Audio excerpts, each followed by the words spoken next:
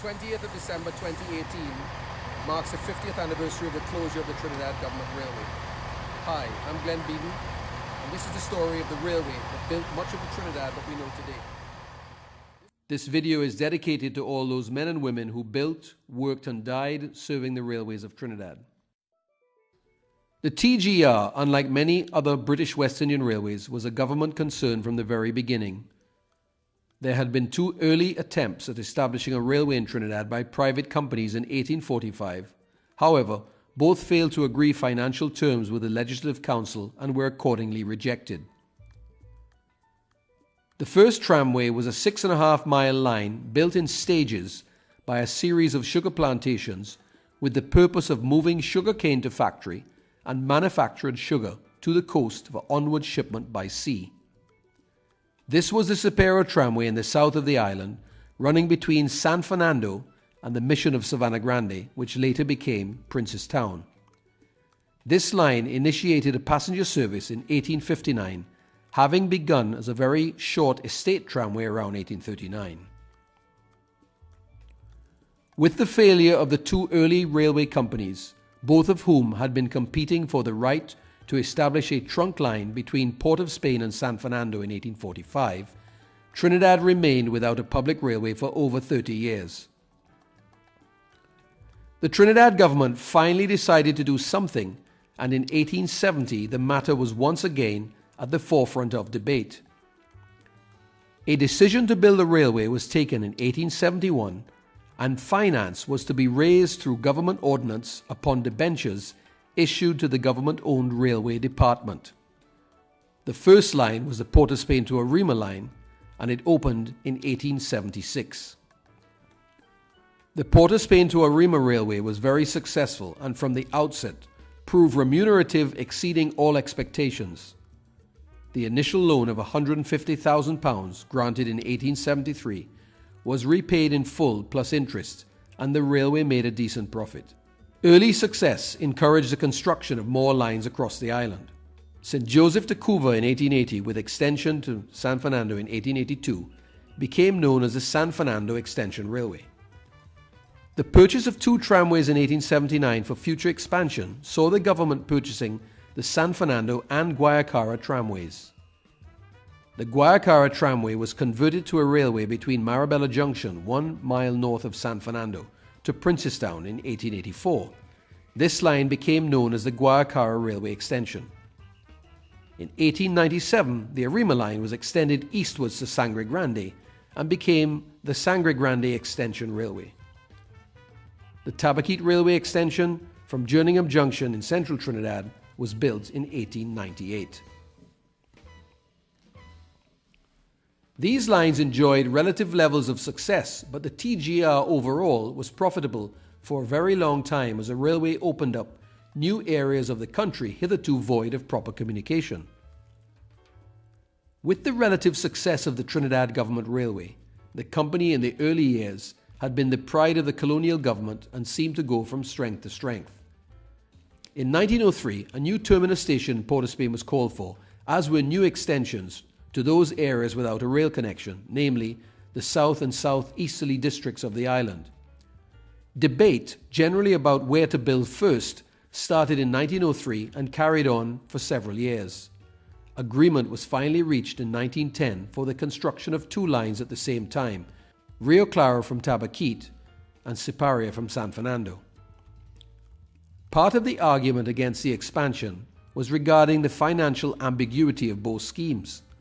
However, those in favor prevailed under the assumption that both lines would open up new areas of the country and in time would encourage settlement and future development and perhaps result in the lucrative sale of Crown lands. In the case of the Rio Claro extension, it was fully understood that the new line would run at a loss for many years following construction.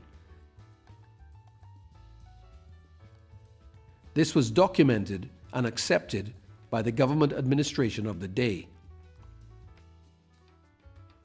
The railway was regarded as a means of quickly and efficiently moving road metal and asphalt extracted from the local asphalt lake to these remote districts to facilitate road construction and at the same time exploit local forests in the interior rich with timber.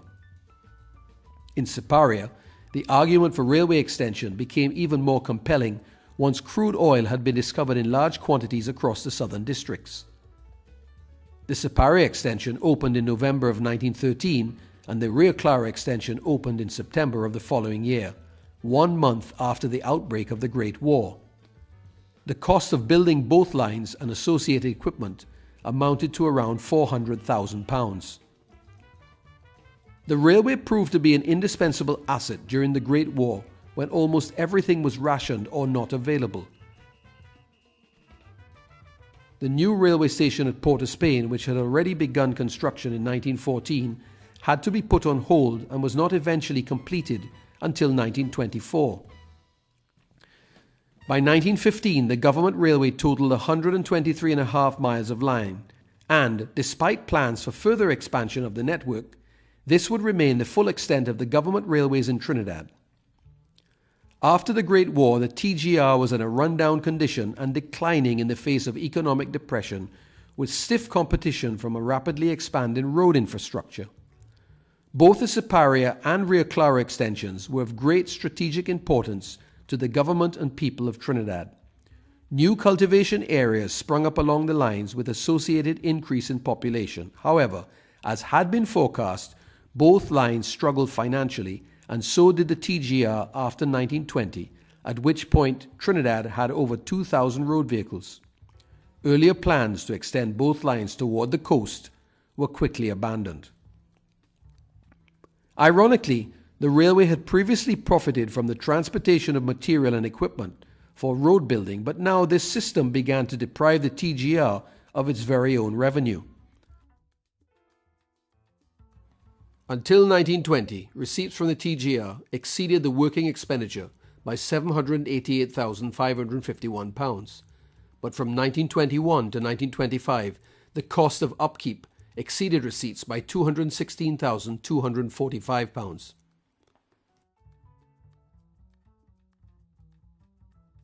In 1922, an economic committee was set up to review the financial position of the railway department. The recommendations were carried out with little or no success. In 1926, the annual railway report attributed losses to competition by motor and waterborne traffic, increased cost of administration, fuel stores and labour, increase in number of passenger trains, and the reduction of passenger fares in the local train service in an endeavour to compete with motor buses. Increased freight rates, which had the effect of diverting traffic to other means of conveyance.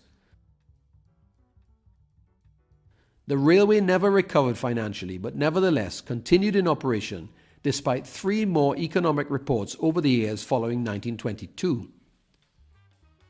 World War II saw a brief revival of fortunes with increased traffic on the railways and corresponding improvements of receipts. In 1941, the Americans arrived and relied heavily on the railway to build and supply their new airbase at Wallerfield near Komutu on the Sangre Grande extension line. The spike in activity did not last very long, and by 1950, the railway was in trouble once again. The first significant railway closures occurred on the 1st of April 1953, when the Arima to Sangre Grande, the San Fernando to Princestown, and the San Fernando to Siparia passenger services were all closed down. However, against all odds, the remaining lines of the TGR soldiered on into the 1960s, and there were some further improvements in the railway in 1961. In 1963, however, the government finally decided that the railway had to go. A new public transport plan was agreed upon, which looked towards road buses than railways. In November of 1964, the new Public Transport Service Corporation, or PTSC, was created, and in 1965 became a reality with both bus and railway departments. This was the end of the TGR as it had been known for so many years previously. From the formation of the PTSC, the days of the passenger railway service in Trinidad were numbered. All lines south of St. Joseph were shut down on the 30th of August 1965 when the last train to San Fernando ran. Also shut down that same day was a passenger service along the Rio Claro line from Jerningham Junction through the Tabaquite Tunnel.